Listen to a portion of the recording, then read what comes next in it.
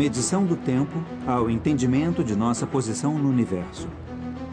Do mapeamento da Terra à navegação pelos mares. Desde as primeiras invenções do homem até as tecnologias mais avançadas de hoje, a matemática tem sido o eixo do qual a vida humana depende.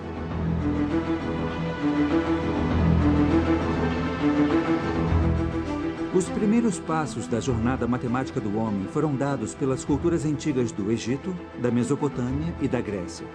Culturas que criaram a linguagem básica dos números e dos cálculos. Mas quando a Grécia Antiga caiu em declínio, o progresso matemático teve uma pausa. E isso foi no Ocidente. No Oriente, a matemática atingia novas alturas dinâmicas. Mas no Ocidente, muito dessa herança matemática foi convenientemente esquecida ou tirada de vista. Não foi dado o devido crédito às grandes descobertas matemáticas que mudaram o mundo em que vivemos. Essa é a história não contada da matemática do Oriente que transformaria o Ocidente e geraria o mundo moderno.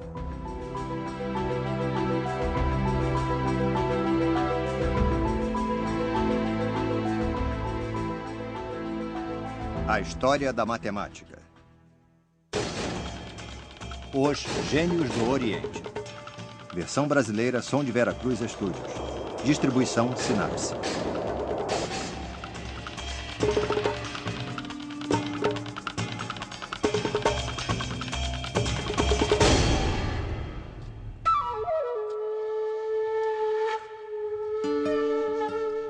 A Grande Muralha da China se estende por milhares de quilômetros. A construção dessa imensa muralha defensiva, que durou quase 2 milênios, começou em 220 a.C. para proteger o Império Chinês crescente. A Grande Muralha da China é uma incrível proeza da engenharia construída em cima de uma região difícil e alta. Assim que começaram a construir, os antigos chineses perceberam que tinham que fazer cálculos de distâncias, ângulos de elevação e quantidades de material. Então, talvez não seja surpreendente que isso tenha inspirado uma matemática inteligente para ajudar a construir a China imperial. No coração da antiga matemática chinesa estava um sistema numérico incrivelmente simples que inspirou a maneira como contamos hoje no Ocidente.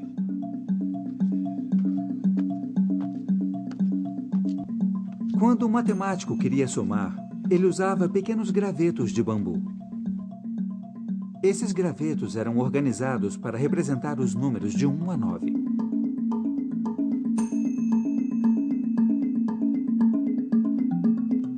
Eles eram então colocados em colunas. Cada coluna representava unidades, dezenas, centenas, milhares e assim por diante.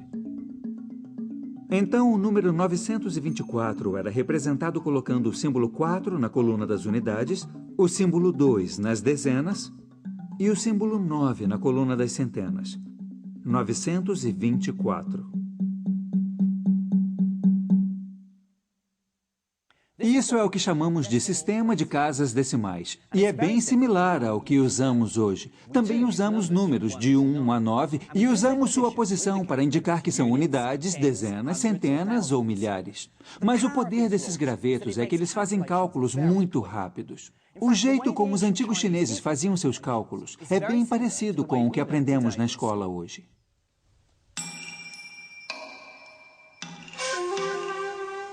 Não só os antigos chineses foram os primeiros a usar o sistema de casas decimais. Eles também fizeram isso mais de 1000 anos antes de o adotarmos no Ocidente. Mas só o usavam quando calculavam com gravetos. Quando escreviam os números, os antigos chineses não usavam o sistema de casas decimais. Eles usavam um sistema bem mais trabalhoso no qual símbolos especiais contavam como dezenas, centenas, milhares. Então, o número 924, escrito como 9 centenas, 2 dezenas e 4, não era tão eficiente. O problema era que os antigos chineses não tinham o conceito do zero. Eles não tinham um símbolo para o zero, ele não existia como número. Usando os gravetos para contar, eles usavam um espaço em branco, onde hoje escreveríamos um zero. O problema veio com a tentativa de escrever esse número. E foi por isso que tiveram que criar novos símbolos para dezenas, centenas e milhares. Sem um zero, o número escrito era extremamente limitado. Mas a ausência de zero não impediu que os antigos chineses dessem passos gigantescos na matemática. Na verdade, havia uma enorme fascinação por números na antiga China. De acordo com a lenda, o primeiro soberano da China, o Imperador Amarelo, mandou que uma de suas divindades criasse a matemática em 2800 a.C., acreditando que o número ajudaria na significância cósmica. E até hoje, os chineses ainda acreditam no poder místico dos números. Números ímpares são vistos como masculinos e números pares como femininos. O número 4 deve ser evitado a todo custo. O número 8 traz boa sorte. Os antigos chineses eram levados pelo padrão nos números, desenvolvendo sua própria visão primitiva do sudoku. Ele se chamava quadrado mágico. Conta a lenda que milhares de anos atrás, o Imperador Yu foi visitado por uma tartaruga sagrada que saiu das profundezas do Rio Amarelo. Em suas costas havia números arranjados em um quadrado mágico mais ou menos assim.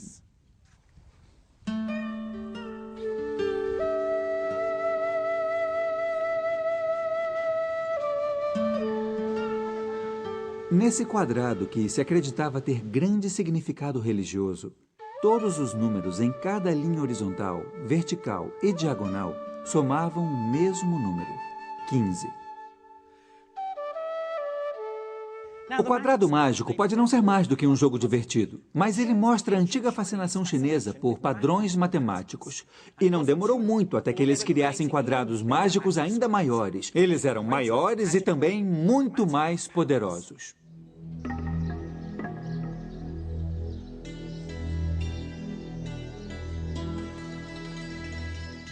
Mas a matemática também tinha um papel vital no comando da corte do imperador. O calendário e o movimento dos planetas eram de grande importância para o imperador, influenciando todas as suas decisões, até na maneira como planejava o seu dia. Então, astrônomos se tornaram membros importantes da corte imperial. E astrônomos sempre eram matemáticos.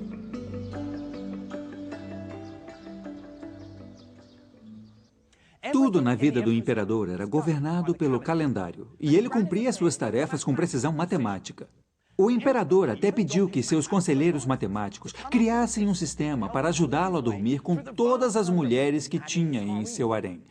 Sem perder a chance, os conselheiros matemáticos decidiram basear o harém numa ideia matemática chamada progressão geométrica. A matemática nunca teve um propósito tão divertido. Diz a lenda que, num espaço de 15 noites, o imperador tinha que dormir com 121 mulheres.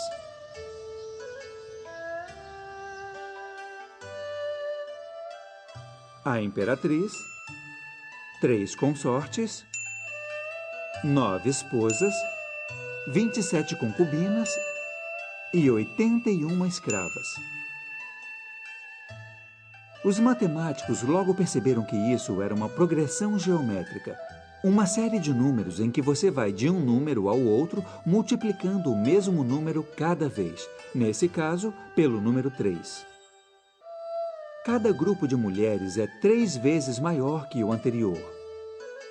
Então, os matemáticos puderam rapidamente desenhar uma escala para assegurar que, num espaço de 15 noites, o imperador dormisse com todas as mulheres do harém. A primeira noite era reservada à imperatriz. A seguinte para as 3 consortes. As 9 esposas vinham em seguida. E depois as 27 concubinas eram escolhidas em rotatividade 9 cada noite. E depois, finalmente, num período de 9 noites, ele lidava com as 81 escravas em grupos de 9.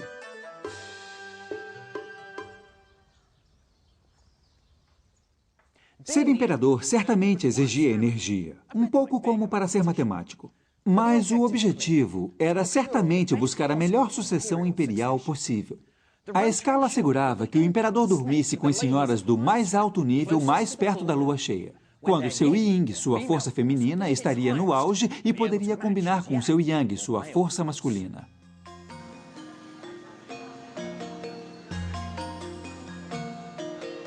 A corte do imperador não estava sozinha em sua dependência da matemática. Ela era crucial para o comando do Estado. A antiga China era um império vasto e em crescimento, com um código legal estrito, tributação difundida e um sistema de pesos, medidas e dinheiro padronizado. O império precisava de um serviço civil altamente treinado que dominasse a matemática. E para educar esses funcionários, havia um livro de matemática, provavelmente escrito em torno de 200 a.C., com 9 capítulos. O livro é uma compilação de 246 problemas em áreas práticas como comércio, pagamento de salários e impostos. E no centro desses problemas estava o tema principal da matemática: como resolver as equações.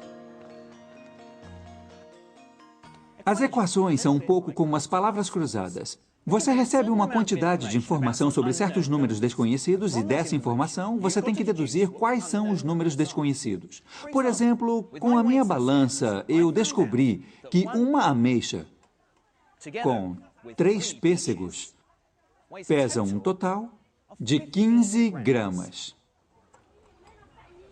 Mais 2 ameixas juntas com um pêssego, pesa um total de 10 gramas.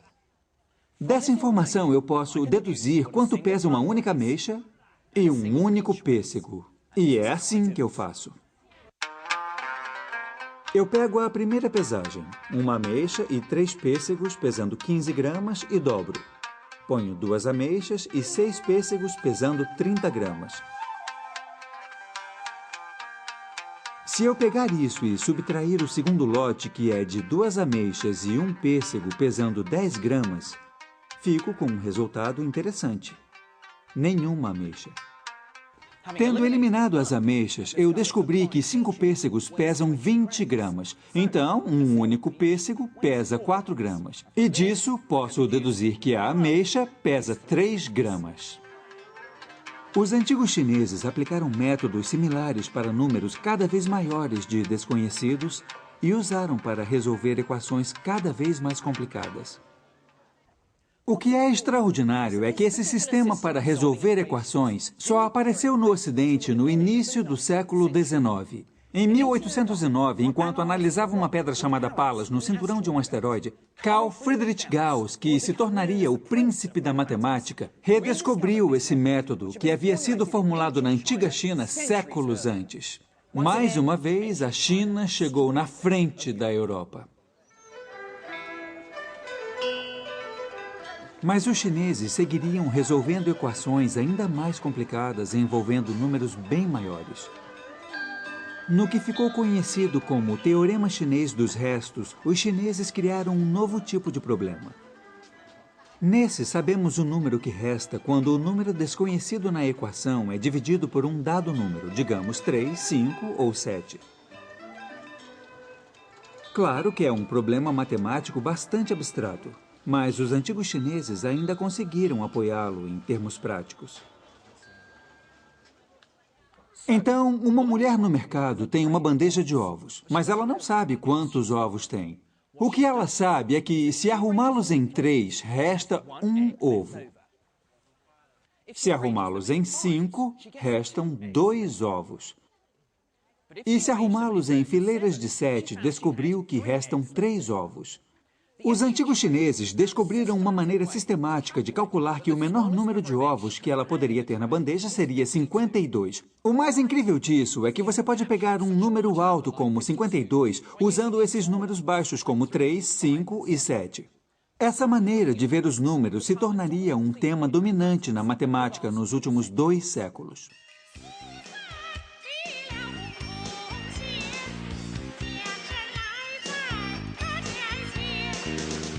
No século VI d.C., o Teorema Chinês dos Restos era usado na astronomia chinesa para medir o movimento planetário. mas ainda hoje tem utilizações práticas. A criptografia da internet codifica números usando a matemática que tem sua origem no Teorema Chinês dos Restos.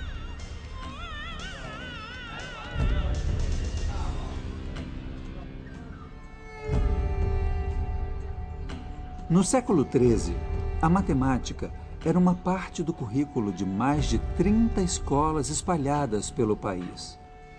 A era de ouro da matemática chinesa havia chegado e seu matemático mais importante se chamava Qin Ju Shao. Conta a lenda que Qin Ju Shao era um canalha. Ele era um administrador imperial incrivelmente corrupto que cruzou a China pulando de um posto a outro, se apropriando por várias vezes de dinheiro do governo e envenenando todo mundo que entrou em seu caminho.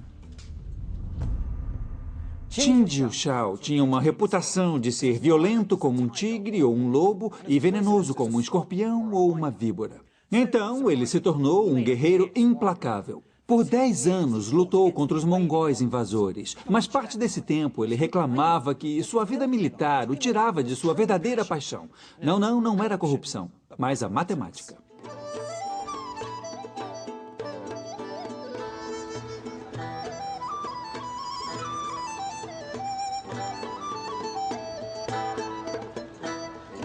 Qin começou a tentar resolver equações que vinham da tentativa de medir o mundo à nossa volta.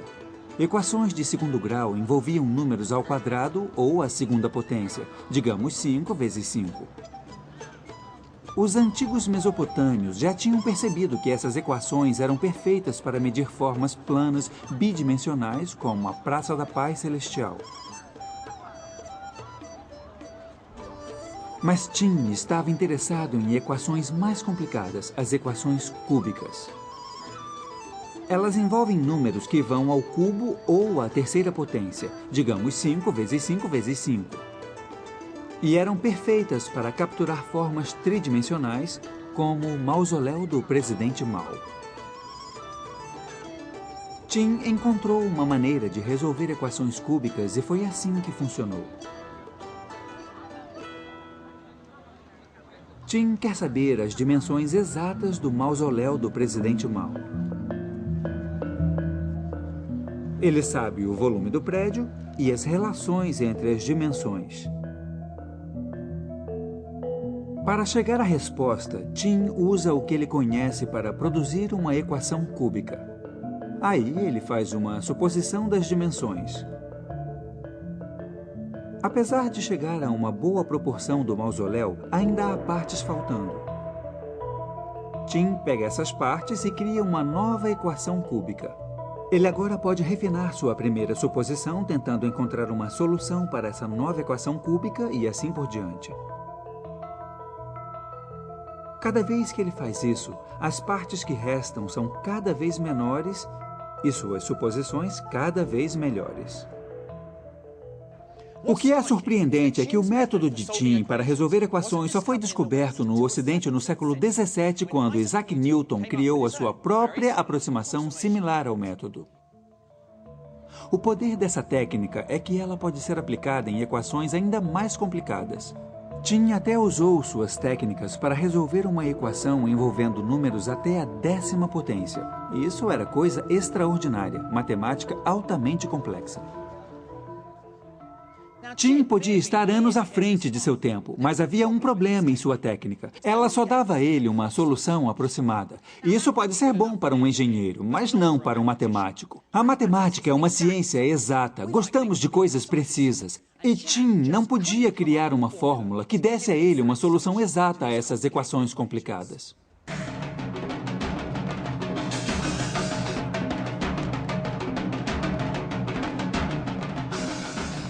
A China tinha dado saltos matemáticos enormes, mas as próximas descobertas matemáticas aconteceriam num país no sudoeste da China. Um país que tinha uma rica tradição matemática que mudaria a cara da matemática para sempre.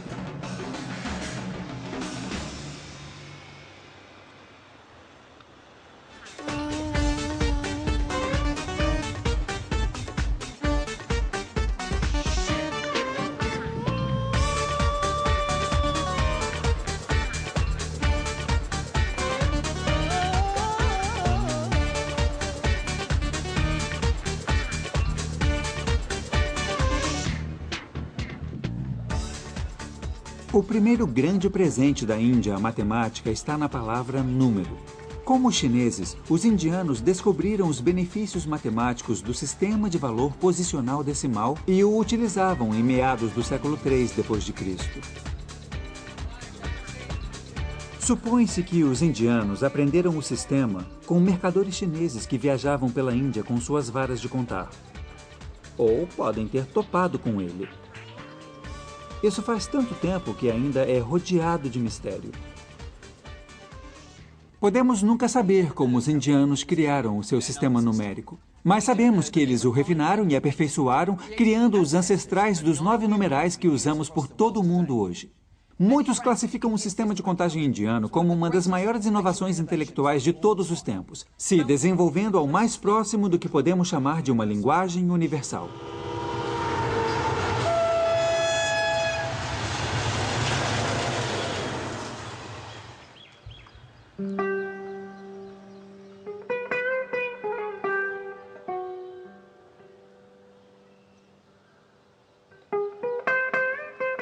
Mas havia um número faltando e os indianos o apresentariam ao mundo.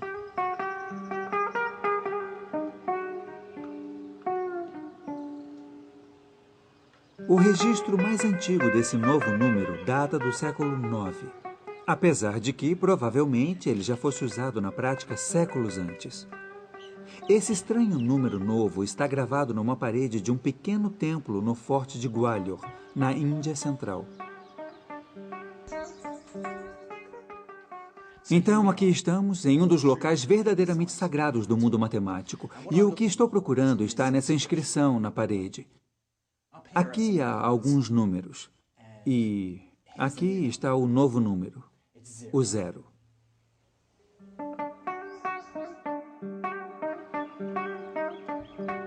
É assustador pensar que antes dos indianos inventarem, não havia o número 0. Para os antigos gregos, ele simplesmente não existia. Para os egípcios, os mesopotâmios e, como vimos, os chineses, o 0 era usado, mas como um marcador de lugar, um espaço vazio para mostrar um 0 dentro de um número. Os indianos transformaram o 0 de um mero marcador de lugar em um número que faz sentido em seu lugar. Um número para cálculos, para investigações. Esse brilhante número conceitual revolucionaria a matemática. Agora, com 10 dígitos, de 0 a 9, de repente era possível capturar astronomicamente números maiores de maneira incrivelmente eficiente. Mas por que os indianos deram esse salto imaginativo? Nunca vamos saber ao certo. Mas é possível que a ideia e o símbolo que os indianos usam para o 0 tenha vindo de cálculos que eles fizeram com pedras na areia. Quando as pedras eram removidas do cálculo, um pequeno buraco redondo era deixado nesse local, representando o movimento de alguma coisa para coisa nenhuma. Mas talvez também haja uma razão cultural para a invenção do 0.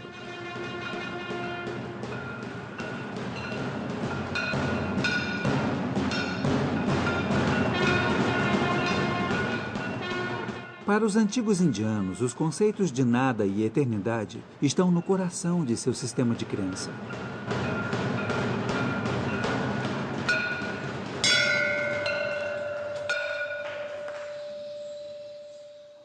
Nas religiões da Índia, o universo como conhecemos nasceu do nada, e o nada é o maior objetivo da humanidade.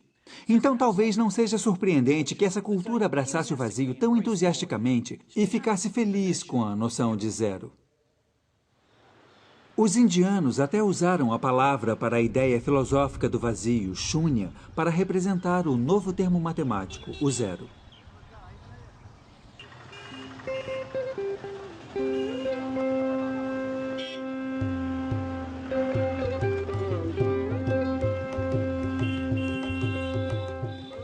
No século VII, o brilhante matemático indiano Brahmagupta provou algumas das propriedades essenciais do 0.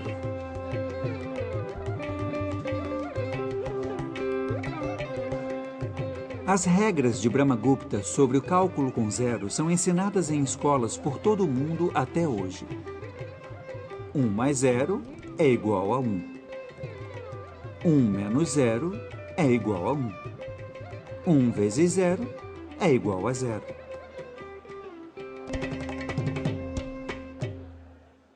Mas Brahmagupta fracassou quando tentou fazer 1 dividido por 0. Afinal, que número vezes 0 é igual a 1? Isso exigiria um novo conceito matemático de infinito para fazer sentido a divisão por 0. E a descoberta foi feita por um matemático indiano do século XII chamado Bhaskara II. E funciona desse jeito. Se eu pego uma fruta e divido pela metade, fico com 2 pedaços. Então, 1 dividido ao meio é 2. Se eu dividir em terços, fico com 3 pedaços. Quando eu divido em frações cada vez menores, tenho cada vez mais pedaços. Então, quando eu divido um pedaço, que é do tamanho 0, terei infinitamente muitas peças. Então, para Bhaskara, 1 dividido por 0 é infinito.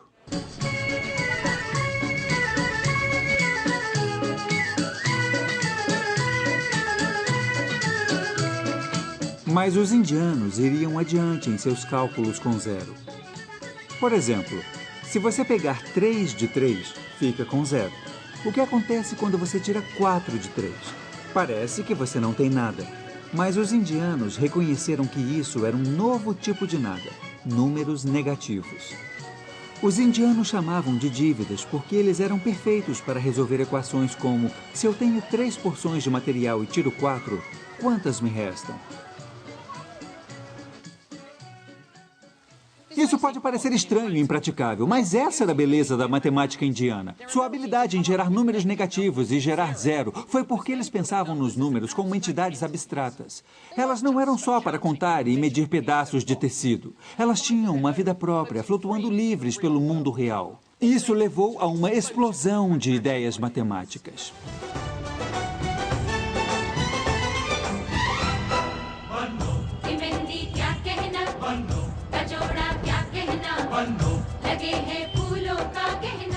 A visão abstrata da matemática dos indianos logo revelou um novo lado do problema de como resolver equações quadráticas, que são as equações incluindo números à segunda potência. O entendimento de Brahmagupta dos números negativos permitiu que ele visse que as equações de segundo grau sempre tinham 2 soluções, e uma delas podia ser negativa. Brahmagupta foi ainda mais longe na solução de equações de segundo grau com 2 desconhecidos, uma questão que só seria considerada no Ocidente em 1657, quando o matemático francês Fermat desafiou seus colegas com o mesmo problema. Mal sabia ele que eles foram precedidos por uma solução de Brahmagupta 1000 anos antes. Brahmagupta estava começando a achar maneiras abstratas de resolver equações. Mas, incrivelmente, ele também desenvolvia uma nova linguagem matemática para expressar essa abstração. Brahmagupta estava experimentando maneiras de escrever suas equações usando as iniciais em diferentes cores para representar desconhecidos em suas equações. Uma nova linguagem matemática estava ganhando vida, e essa linguagem levaria ao x e y que preenchem a nossa matemática de hoje.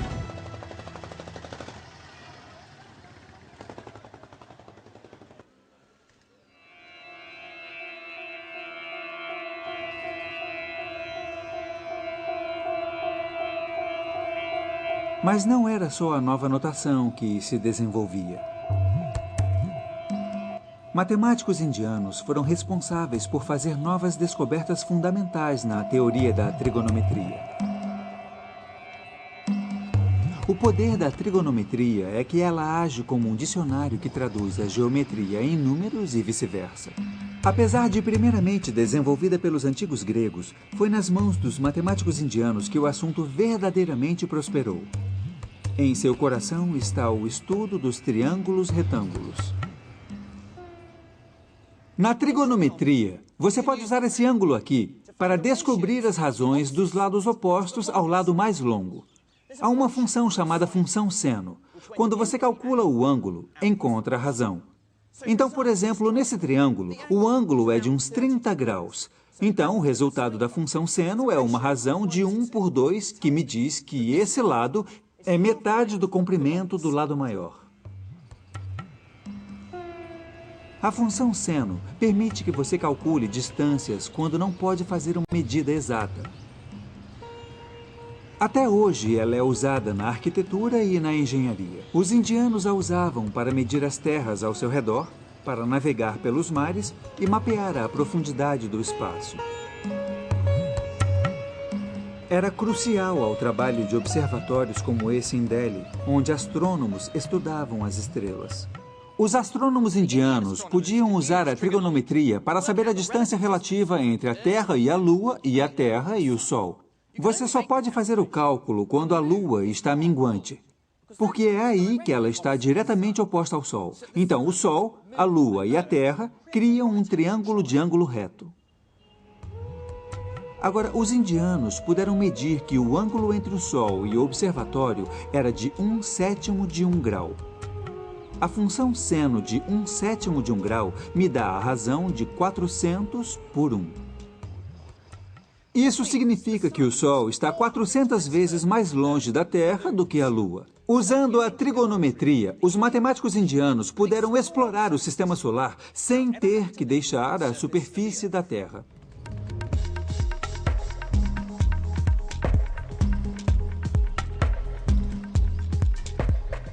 Os antigos gregos foram os primeiros a explorar a função seno, listando valores precisos de alguns ângulos.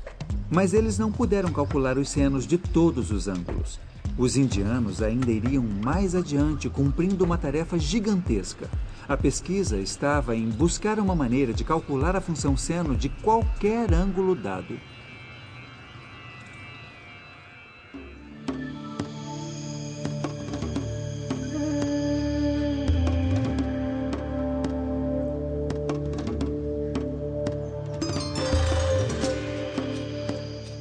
A descoberta na busca pela função seno de todo o ângulo seria feita aqui em Kerala, sul da Índia. No século XV, essa parte do país se tornou o lar das mais brilhantes escolas de matemática que já existiram. Seu líder era chamado Madhava, e ele fez descobertas matemáticas extraordinárias.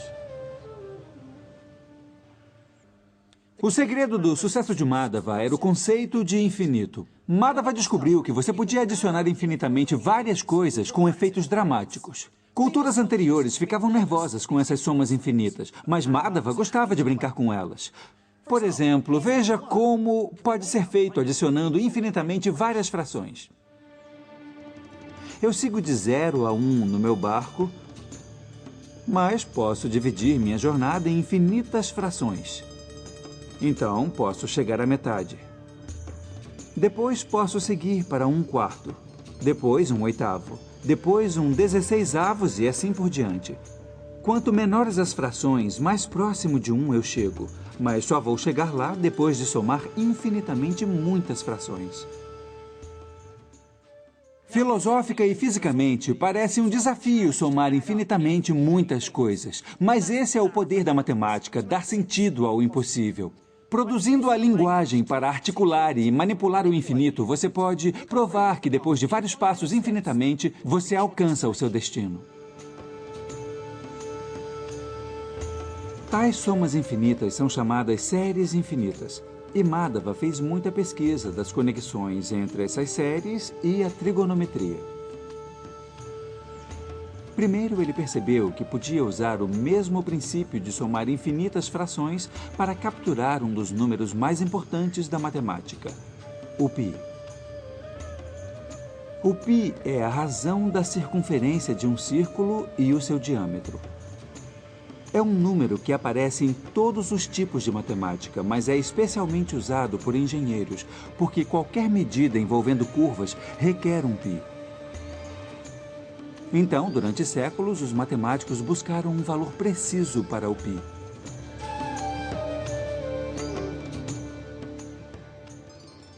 Foi na Índia do século VI que o matemático Arrabiata deu uma aproximação bastante precisa do π, que era 3.1416. Ele passou a usá-lo para a medida da circunferência da Terra e chegou a 39.968 quilômetros, o que é apenas 112 quilômetros diferente de sua medida real. Mas foi em Kerala, no século XV, que Madhava percebeu que poderia usar o infinito para chegar a uma fórmula exata do π. Somando e subtraindo sucessivamente diferentes frações, Madhava pôde alcançar uma fórmula exata para o π. Primeiro, ele deu 4 passos na linha numérica que o levou para depois do π. Então, ele voltou 4/3 de um passo, ou 1 1/3 para trás. Agora ele ficou longe na outra direção. Então, seguiu adiante 4/5 de um passo. Cada vez alternava entre 4 divididos pelo número ímpar seguinte, 4/7, 4/9, 4/11 e assim por diante. Ele zigue-zagueou para cima e para baixo na linha numérica, chegando cada vez mais perto de π. Ele descobriu que se você passasse por todos os números ímpares infinitamente, chegaria ao π exato.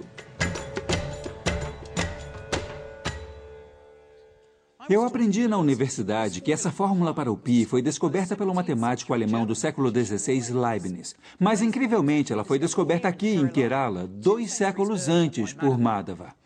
Ele usou o mesmo tipo de matemática para chegar às séries infinitas para a função seno na trigonometria.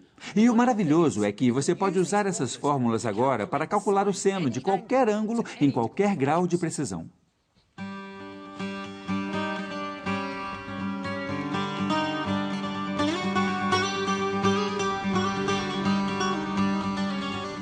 Parece incrível, mas os indianos fizeram essas descobertas séculos antes dos matemáticos ocidentais.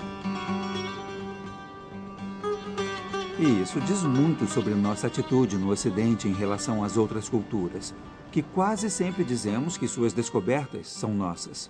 O que é claro é que o Ocidente sempre demorou muito para dar crédito às maiores descobertas feitas na matemática não ocidental. Madhava não foi o único matemático a sofrer isso. Quanto mais o Ocidente foi entrando em contato com o Oriente durante os séculos XVIII e XIX, havia maior rejeição e difamação das culturas que eles colonizavam. Considerava-se que os nativos não poderiam ter nada de valor intelectual a ser oferecido ao Ocidente.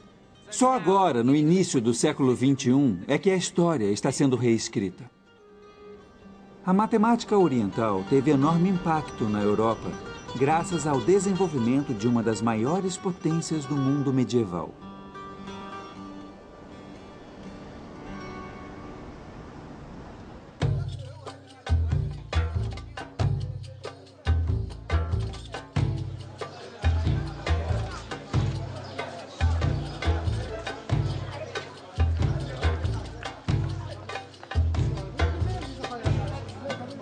No século VII, um novo império começou a se espalhar pelo Oriente Médio. Os ensinamentos do profeta Maomé inspiraram um vasto e poderoso império islâmico que logo se alongou da Índia para o Oriente até aqui no Marrocos.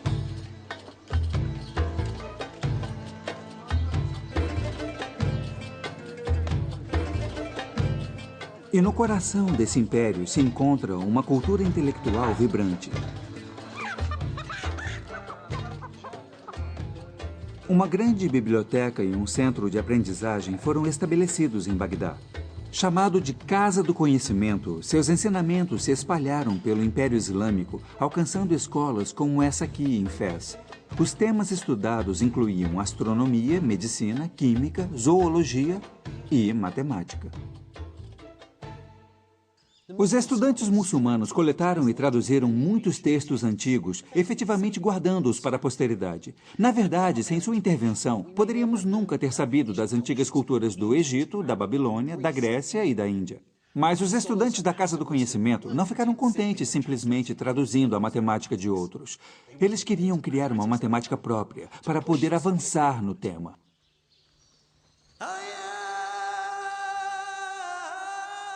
Tamanha curiosidade intelectual foi ativamente encorajada nos primeiros séculos do Império Islâmico. O Corão afirmava a importância do conhecimento. Aprender era nada mais que uma exigência de Deus. Na verdade, as necessidades do Islã exigiam habilidade matemática. O devoto precisava calcular o tempo de oração e a direção de Meca para rezar. E a proibição de representar a forma humana fazia com que eles tivessem que usar mais padrões geométricos para cobrir suas construções. Na verdade, o artista muçulmano descobriu todos os diferentes tipos de simetria que se pode representar em uma parede bidimensional.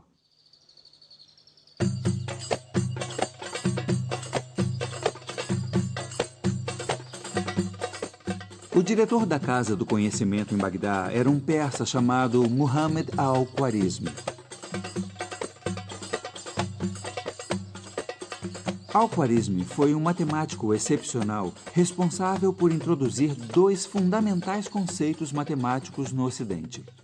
Al-Khwarizmi reconheceu o incrível potencial que os numerais hindus tinham para revolucionar a matemática e a ciência. Seu trabalho explicando o poder desses números para acelerar os cálculos e fazê-los com eficácia foi tão influente que logo eles foram adotados como os números escolhidos entre os matemáticos do mundo islâmico.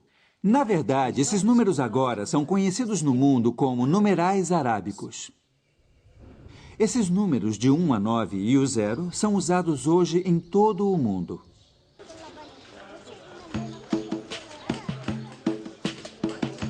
Mas Al-Khwarizmi criou toda uma nova linguagem matemática. Ela se chama álgebra e levou esse nome pelo título de seu livro, Al-Jabr al-Muqabala, ou Ciência da Restauração e Redução.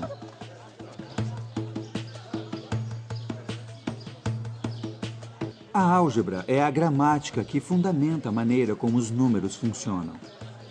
É uma linguagem que explica os padrões que estão por trás do comportamento dos números.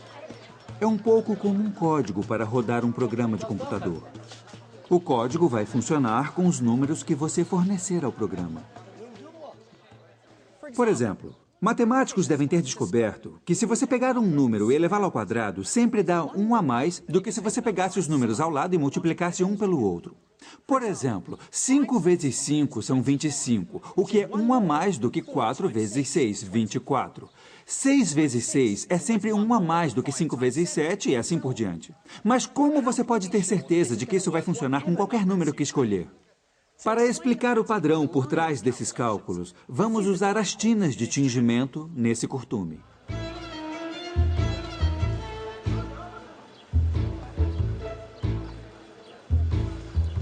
Se pegarmos um quadrado com 25 buracos, sendo de 5 por 5, tirarmos uma fileira de 5 e somarmos embaixo, teremos 6 por 4 com 1 sobrando. Mas, no entanto, há vários buracos ao lado do quadrado que podemos mover em fileira para baixo, de maneira similar, até restar um retângulo de buracos com uma sobra. A álgebra foi uma grande descoberta aqui, como uma nova linguagem para poder analisar a maneira como os números funcionavam. Antes, os indianos e os chineses consideravam problemas bastante específicos, mas Al-Khwarizmi foi do específico para o generalizado. Ele desenvolveu maneiras sistemáticas de analisar problemas para que as soluções funcionassem com quaisquer números. Essa linguagem é usada por todo o mundo da matemática hoje. A grande descoberta de Al-Khwarizmi veio quando ele aplicou a álgebra às equações de segundo grau, que são as equações que incluem números elevados à segunda potência. Os antigos mesopotâmios haviam projetado um método inteligente para resolver particulares equações de segundo grau, mas foi a linguagem abstrata da álgebra de Al-Khwarizmi que finalmente pôde expressar por que seu método sempre deu certo. Esse foi um grande salto conceitual e levou a uma fórmula que poderia ser usada para resolver qualquer equação de segundo grau envolvendo qualquer número.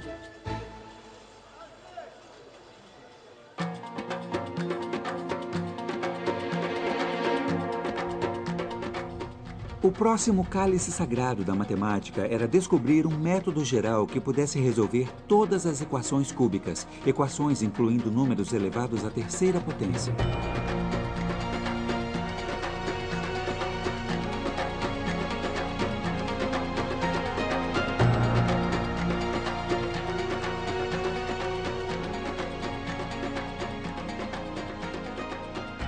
Foi um matemático persa do século XI que encarou o desafio de resolver o problema das cúbicas.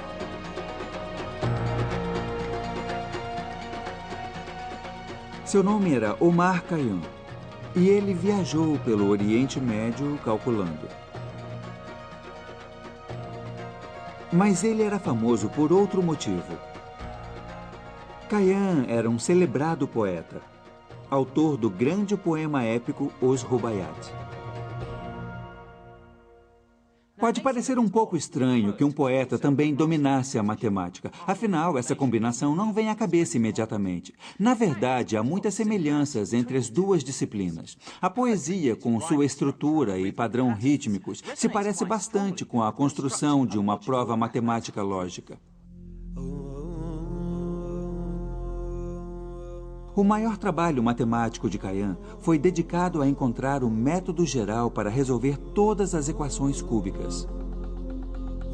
Ao invés de olhar para exemplos específicos, Khayyam fez uma análise sistemática do problema, condizente com o espírito algébrico de Al-Khwarizmi. A análise de Khayyam revelou pela primeira vez que havia diferentes tipos de equação cúbica. Mas o que dificultou foi que ele ainda era muito influenciado pela herança geométrica dos gregos. Ele não podia separar a álgebra da geometria. Na verdade, ele sequer considerou equações em maiores graus, porque elas descreviam objetos geométricos em mais de 3 dimensões, o que ele via como impossível. Apesar de a geometria permitir que ele analisasse essas equações até certo ponto, ele ainda não podia encontrar uma solução puramente algébrica. Seriam mais 500 anos até que os matemáticos pudessem dar esse salto e descobrir uma solução geral para a equação cúbica. E esse salto finalmente seria dado no Ocidente, na Itália.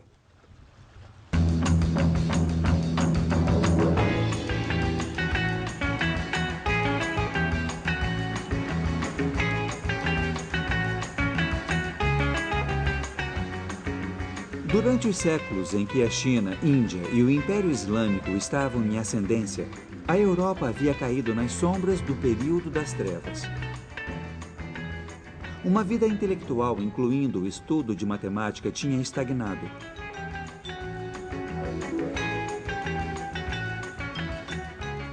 Mas no século XIII, as coisas começavam a mudar.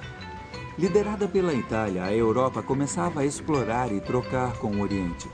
E com esse contato, veio a expansão do conhecimento oriental no Ocidente. Foi o filho de um funcionário de alfândega que se tornaria o primeiro grande matemático medieval da Europa.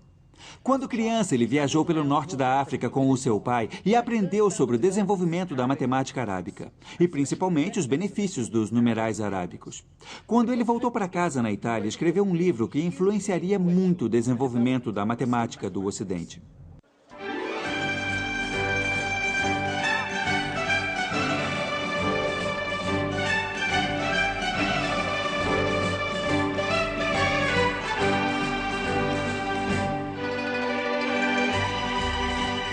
O matemático se chamava Leonardo de Pisa, mais conhecido como Fibonacci. E em seu livro de cálculos, Fibonacci promoveu o novo sistema numérico, demonstrando como era simples comparado aos numerais romanos que eram usados por toda a Europa. Os cálculos ficaram mais fáceis, fato que teve enormes consequências para quem lidava com números. Ainda mais para matemáticos e mercadores. Mas havia uma suspeita disseminada sobre esses novos números. Velhos hábitos são difíceis de mudar e as autoridades não confiavam neles. Alguns acreditavam que eles seriam mais abertos a fraudes e que seriam manipuláveis. Outros acreditavam que eles seriam tão simples de serem usados para cálculos que isso daria poder às massas, tirando a autoridade dos intelectuais que sabiam usar os antigos números.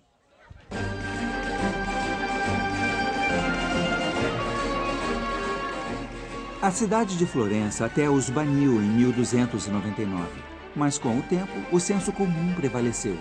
O novo sistema se espalhou pela Europa e o antigo sistema romano morreu aos poucos. Enfim, os numerais arábicos de 0 a 9 triunfaram. Hoje, Fibonacci é mais conhecido pela descoberta de alguns números agora chamados de números de Fibonacci. Eles surgiram quando ele resolvia um enigma sobre os hábitos de acasalamento dos coelhos. Imagine que um fazendeiro tem um par de coelhos. Os coelhos levam 2 meses para alcançar a maturidade e depois disso dão à luz outro par de coelhos a cada mês. Então o problema era como determinar quantos pares de coelhos vai haver em um dado mês. Bom, durante o primeiro mês, você tem um par de coelhos. E já que eles não amadureceram, não podem se reproduzir. Durante o segundo mês, ainda há um par. Mas no início do terceiro mês, o primeiro par se reproduz pela primeira vez. Então há 2 pares de coelhos. No início do quarto mês, o primeiro par se reproduz de novo. Mas o segundo par ainda não está maduro o suficiente, então há 3 pares. No quinto mês, o primeiro par se reproduz e o segundo par se reproduz pela primeira vez. Mas o terceiro par ainda é muito jovem, então são 5 pares. O ritual de acasalamento continua. Mas o que logo se percebe é que o número de pares de coelhos que você tem num dado mês é a soma dos pares de coelhos que você tinha nos 2 meses anteriores. Então a sequência vai 1, 2, 3, 5, 8, 13, 21, 34, 55 e assim por diante. Os números de Fibonacci são os números preferidos da natureza. Não só os coelhos os usam. Se você contar o número de pétalas de uma flor, ele é invariavelmente o número de Fibonacci. Você encontra esses números em abacaxi se contar o número de segmentos. Até os caracóis os usam nas suas conchas. Onde houver crescimento na natureza, você vai encontrar os números de Fibonacci.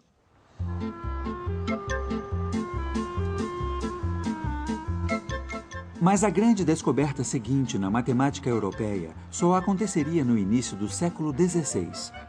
Ela envolveria a descoberta do método geral que resolveria todas as equações cúbicas e aconteceria aqui, na cidade italiana de Bolonha. A Universidade de Bolonha foi o centro do pensamento matemático europeu no início do século XVI. Alunos de toda a Europa vinham para cá e desenvolveram uma nova forma de esporte, a competição matemática. Grandes plateias se reuniam para assistir matemáticos desafiarem uns aos outros com números, um tipo de esgrima intelectual. Mas mesmo nessa atmosfera de questionamento, acreditava-se que alguns problemas eram insolúveis. Imaginava-se que encontrar um método geral para resolver todas as equações cúbicas fosse impossível. Mas um estudioso provou que todos estavam errados. Seu nome era Tartaglia, mas ele certamente não parecia o arquiteto heróico de uma nova matemática. Aos 12 anos, ele havia sido cortado por um sabre no rosto num ataque do exército francês. O resultado foi uma terrível cicatriz e um impedimento devastador na fala. Na verdade, Tartaglia era o apelido que deram a ele quando criança, e significa gago.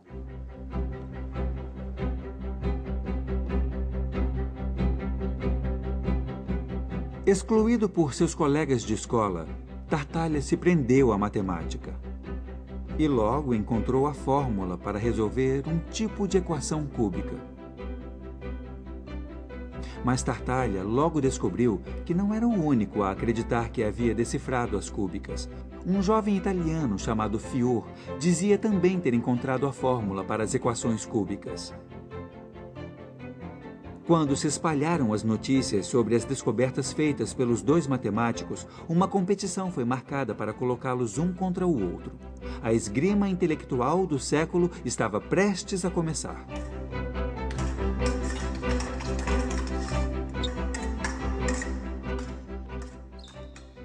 O problema era que Tartaglia só sabia como resolver um tipo de equação cúbica e Fior estava pronto para desafiá-lo em um tipo diferente. Mas poucos dias antes da disputa, Tartaglia descobriu como resolver esse outro tipo e com essa nova arma em seu arsenal, ele venceu seu oponente, resolvendo todas as questões em menos de 2 horas. Tartaglia buscou encontrar a fórmula para resolver todos os tipos de equações cúbicas. Rapidamente se espalharam as notícias e um matemático em Milão chamado Cardano ficou tão desesperado para encontrar a solução que convenceu o relutante Tartaglia a revelar o segredo a ele. Mas com uma condição: de que Cardano mantivesse o segredo e nunca o publicasse. Mas Cardano não pôde resistir à discussão da solução de Tartaglia com seu brilhante aluno Ferrari. Assim que Ferrari compreendeu o trabalho de Tartaglia, ele percebeu que poderia usá-lo para resolver a equação quártica mais complicada. Uma incrível realização. Cardano não pôde negar a seu aluno uma recompensa e então quebrou o seu segredo, publicando o trabalho de Tartaglia junto com o trabalho brilhante de Ferrari sobre as quárticas. O pobre Tartaglia nunca se recuperou e morreu pobre. E até hoje, a fórmula que resolve a equação cúbica é conhecida como fórmula de Cardano.